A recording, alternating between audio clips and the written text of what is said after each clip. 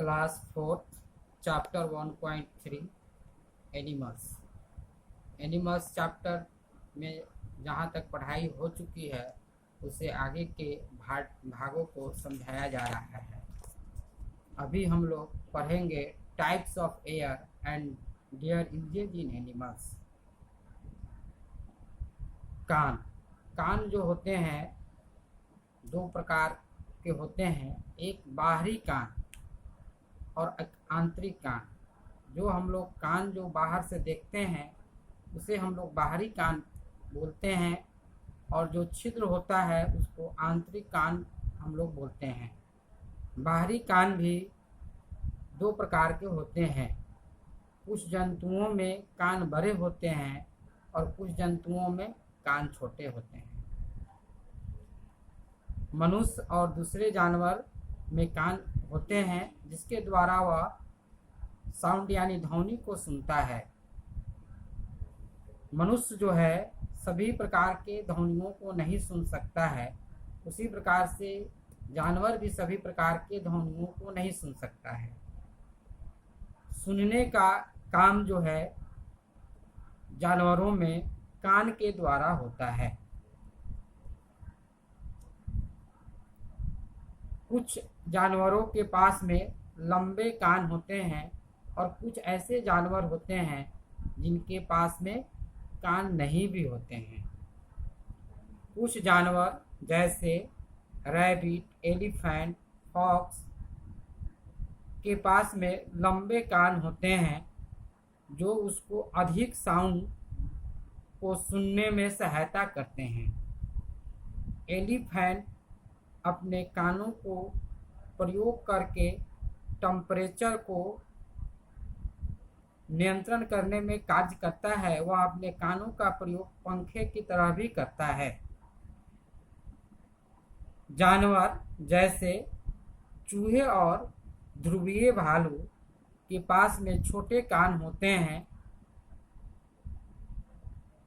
जिसके प्रयोग वे लोग तैरने में भी करते हैं। कुछ एनिमल के पास में कान नहीं होते हैं, जैसे सर्प के कान नहीं होते हैं, लेकिन वह सुनने के लिए कंपन का प्रयोग करते हैं। कंपन के द्वारा वे जमीन पर के बातों को सुन सकते हैं। पक्षियों के पास में बाहरी कान नहीं होते हैं। कान के स्थान पर केवल छिद्र होते हैं जिनके द्वारा वह सुनने का कार्य करते हैं। पक्षी जैसे उल्लू बहुत हल्के साउंड को भी सुन सकते हैं। यहाँ तक अगर पेड़ से पत्तियाँ भी गिरती है तो उस आवाज़ को उल्लू सुन सकता है। हम लोग जानते हैं बैट यानी चमगादड़ एक उड़ने वाला स्तनधारी है। यह जो है बहुत कम हर्ट्ज के ध्वनि को सुन सकता है, यानी 20 हर्ट्ज के नीचे के ध्वनि को भी वह सुन सकता है। उसके पास एक विशेष गुण होता है जिसके द्वारा वह अपने आवाज़ उत्पन्न करता है और फिर उसको सुन करके अपने मार्ग के बारे में जानता है कि उसका मार्ग दुश्मनों से खाली है या भरा है। इस प्रकार जो साउंड जाता है और फिर लौटता है, रिपीटिंग साउंड को हम लोग इको साउंड कहते हैं, और इको साउंड के द्वारा बैट जो है अपना रास्ता खोजने में सहायता करता है। अंतिम टॉपिक जो है बॉडी कवरिंग ऑफ एनिमल्स। हम लोग अपने आसपास जो जानवर देखते हैं उनके शरीर पर भिन्न भिन्न प्रकार का बॉडी कवरिंग होता है, और इस शरीर के ऊपर पर भिन्न भिन्न प्रकार के आवरण होते हैं। जैसे मनुष्य के शरीर पर बहुत छोटे छोटे बाल होते हैं, उसी प्रकार से जानवरों के बॉडी कवरिंग जो है अलग अलग प्रकार के होते हैं। यह निर्भर करता है कि वह कैसे वातावरण में रह रहा है। वातावरण के अनुसार ही उसका बॉडी कवरिंग होता है।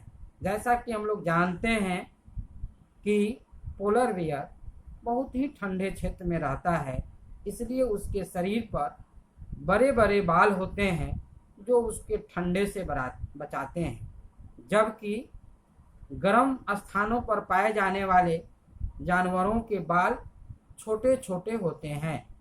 अब भिन्न भिन्न प्रकार के जानवरों के बॉडी आवरण के बारे में हम लोग पढ़ रहे हैं। जानवर जैसे टर्टवाइज, फिशेज, स्नेक, क्रोकोडाइल्स, इसके शरीर पर सल्क होते हैं, स्केल की तरह की रचना होते हैं जिन्हें हम लोग स्केल्स कहते हैं। कुछ जानवर जैसे स्नेल, घोंघा, ऑक्टोपस, स्टारफिश, उसके शरीर पर हार्ड कवरिंग होता है जिसको हम लोग सेल कहते हैं, जो कि काफ़ी मजबूत होता है और उसके अंदर यह मुलायम जानवर रहता है जो उसको सुरक्षा प्रदान करता है। पक्षी के शरीर के ऊपर में फीदर होते हैं। उसी प्रकार से कुछ जानवर जैसे मनुष्य, हिरन, जेब्रा, गोट, काऊ, इन सब के शरीर के ऊपर बाल होते हैं। जो जानवर गर्म क्षेत्र में रहते हैं उनके शरीर के ऊपर कम बाल रहते हैं, जबकि जो जंतु ठंडे क्षेत्र में रहते हैं उनके ऊपर बड़े बड़े बाल होते हैं जो उनको ठंडी से बचाते हैं।